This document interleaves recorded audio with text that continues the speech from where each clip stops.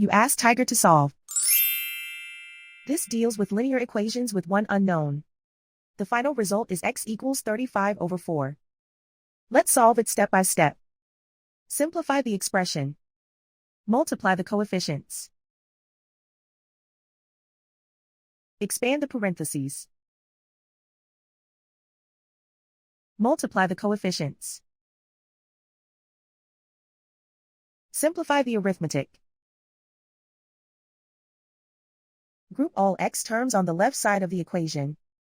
Subtract 21x from both sides. Simplify the arithmetic.